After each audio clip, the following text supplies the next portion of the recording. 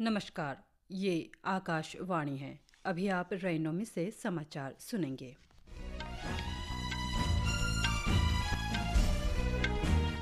पहले मुख्य समाचार। भारत और भूटान जलवायु परिवर्तन, वायु गुणवत्ता, वन और वन्यजीव प्रबंधन के क्षेत्रों में मिलकर काम करने पर सहमत। सर्वोच्च न्यायालय ने कथित आबकारी घोटाले से जुड़े धन शोधन मामले में दिल्ली के मुख्यमंत्री अरविंद केजरीवाल को अंतरिम जमानत दी। नेपाल में भूस्खलन के कारण 2 बसें नदी में बह जाने से 7 भारतीय नागरिकों सहित 60 से अधिक लोग लापता। घरेलू शेयर बाजार रिकॉर्ड स्तर पर पहुंचा। सेंसेक्स 80,800 अंक जबकि निफ्टी 24,500 के पार। और लंदन में विंबलडन टेनिस में पुरुष सिंगल्स सेमीफाइनल में कार्लोस अल्कराज का मुकाबला आज शाम डेनियल मेडवेडेव से होगा। अब समाचार विस्तार से। भारत और भूटान पर्यावरण, जलवायु परिवर्तन के क्षेत्र में वायु गुणवत्ता, वन, वन्यजीव प्रबंधन और क्षमता निर्माण के क्षेत्रों में मिलकर काम करने पर सहमत हुए हैं। भूटान के ऊर्जा और प्राकृतिक संसाधन मंत्री जेम शेरिम के नेतृत्व में एक प्रतिनिधिमंडल ने नई दिल्ली में केंद्रीय पर्यावरण, वन और जलवायु परिवर्तन राज्य मंत्री कीर्ति वर्धन सिंह से मुलाकात की। दोनों नेताओं ने वायु गुणवत्ता, जलवायु परिवर्तन, वन, प्राकृतिक संसाधन, वन्य जीवन और नवीकरणीय ऊर्जा से संबंधित मुद्दों पर चर्चा की। श्री सिंह ने भारत की वैश्विक पहल इंटरनेशनल विकेट अलायंस में शामिल होने पर भूटानी मंत्री को धन्यवाद दिया। उन्होंने कहा कि दोनों देश समान भौगोलिक, पारिस्थितिकी तंत्र और लोकतंत्र के समान मूल्यों में विश्वास करते हैं। सर्वोच्च न्यायालय ने कथित आबकारी घोटाले से जुड़े धन शोधन मामले में दिल्ली के मुख्यमंत्री और आम आदमी पार्टी के राष्ट्रीय संयोजक अरविंद केजरीवाल को अंतरिम जमानत दे दी है। न्यायाधीश संजीव खन्ना और दीपांकर दत्ता की खंडपीठ ने प्रवर्तन निदेशालय द्वारा गिरफ्तारी को चुनौती देने वाली दिल्ली के मुख्यमंत्री की याचिका को बड़ी खंडपीठ को भेज दिया। हालांकि श्री केजरीवाल अभी हिरासत में रहेंगे क्योंकि केंद्रीय अन्वेषण ब्यूरो ने आबकारी नीति मामले में ही भ्रष्टाचार निरोधक कानून के तहत उन्हें 25 जून को गिरफ्तार किया था। प्रवर्तन निदेशालय ने श्री केजरीवाल को आबकारी नीति मामले में 21 मार्च को गिरफ्तार किया था। उपराष्ट्रपति जगदीप धनखड़ ने आज मुंबई में Narsee Monjee institute of management studies के संकाय और छात्रों को संबोधित किया। उपराष्ट्रपति ने सशक्त भारत, विकसित भारत 2047 के निर्माण में उच्च शिक्षा संस्थानों की भूमिका शीर्षक पर चर्चा में मुख्य भाषण दिया। छात्रों को संबोधित करते हुए उपराष्ट्रपति ने कहा कि सरकार के कदमों और पहलों से युवाओं के हित में बड़ा बदलाव आया है। प्रधानमंत्री नरेंद्र मोदी ने शांतिपूर्ण, समृद्ध, सुव्यवस्थित और सुरक्षित बिम्स्टेक क्षेत्र के लिए भारत की प्रतिबद्धता की पुष्टि करते हुए आर्थिक और सामाजिक विकास के लिए एक इंजन के रूप में बिम्स्टेक की भूमिका पर जोर दिया है। बिम्स्टेक सदस्य देशों के विदेश मंत्रियों ने आज नई दिल्ली में प्रधानमंत्री नरेंद्र मोदी से मुलाकात की। प्रधानमंत्री ने कनेक्टिविटी, ऊर्जा, व्यापार, स्वास्थ्य, कृषि, विज्ञान, सुरक्षा और लोगों के बीच आदान प्रदान सहित क्षेत्रों में क्षेत्रीय सहयोग को मजबूत करने पर मंत्रियों के साथ सार्थक चर्चा की। प्रधानमंत्री ने भारत की नेबरहुड फर्स्ट और लुक ईस्ट नीतियों के साथ साथ क्षेत्र में सभी के लिए सुरक्षा और विकास के संदर्भ में सागर विजन में इसके महत्व पर प्रकाश डाला। प्रधानमंत्री ने सितंबर में होने वाले आगामी बिम्स्टेक शिखर सम्मेलन के लिए थाईलैंड को देश का पूर्ण समर्थन व्यक्त किया। प्रवर्तन निदेशालय ने मनी लॉन्ड्रिंग मामले में आज कर्नाटक के पूर्व मंत्री बी नागेंद्र को हिरासत में ले लिया है। कांग्रेस के बेलारी ग्रामीण विधानसभा क्षेत्र के विधायक को कर्नाटक महर्षि वाल्मीकि अनुसूचित जनजाति विकास निगम में कथित घोटाले के जांच के लिए आज सुबह बेंगलुरु में हिरासत में लिया गया।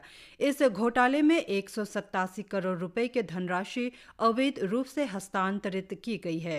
प्रवर्तन निदेशालय ने धन शोधन निवारण अधिनियम के तहत दर्ज मामले में कल कर्नाटक, आंध्र प्रदेश और तेलंगाना में 20 स्थानों पर छापेमारी की थी।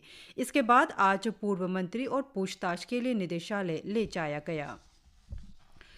भारतीय जनता पार्टी ने राष्ट्रीय राजधानी दिल्ली में बिजली के मूल्यों में वृद्धि के खिलाफ आज प्रदर्शन किया।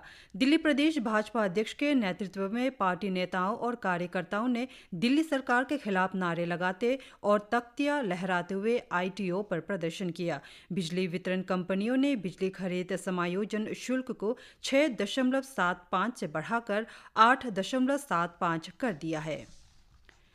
नेपाल के चितवन जिले के नारायण घाट मुगलिंग सड़क खंड सहित तलाल क्षेत्र में भूस्खलन के कारण आज सुबह यात्रियों को ले जा रही 2 बसें त्रिशूली नदी में गिर गई।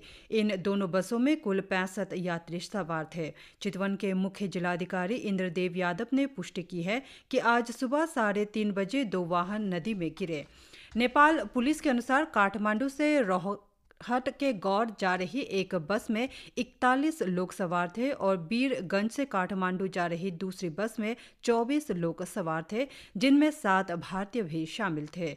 नेपाल सशस्त्र पुलिस बल के आपदा प्रबंधन दल के साथ गोताखोर बचाव अभियान चला रहे हैं और बचावकर्मी सड़क मार्ग पर बहाल कर रहे हैं। नेपाल के प्रधानमंत्री पुष्पकमल दहल प्रचंड ने ट्वीट किया है कि वे इस घटना से बेहद दुखी है और उन्होंने प्रशासन से तुरंत कार्रवाई करने का निर्देश दिया है। नेपाल में प्रधानमंत्री पुष्पकमल दाहाल प्रचंड आज संसद में 5वीं बार विश्वास मत परीक्षण का सामना करेंगे। श्री दाहाल के लिए विश्वास मत हासिल करना चुनौतीपूर्ण होगा क्योंकि प्रतिनिधि सभा में नेपाली कांग्रेस के 88 सदस्य और नेपाली कम्युनिस्ट पार्टी एमाले के 79 सदस्य हैं। उधर नेपाली कम्युनिस्ट पार्टी माओवादी सेंटर के पास केवल 32 सदस्य हैं।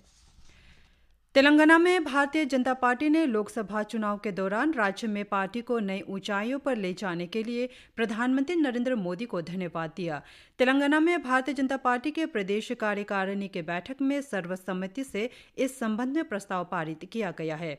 इस अवसर पर पार्टी के प्रदेश अध्यक्ष और केंद्रीय मंत्री जी किशन रेड्डी ने पार्टी नेताओं और कार्यकर्ताओं से सदस्यता अभियान और निकट भविष्य में होने वाले स्थानीय निकाय चुनावों के दौरान पार्टी को जमीनी स्तर से मजबूत करने पर जोर दिया।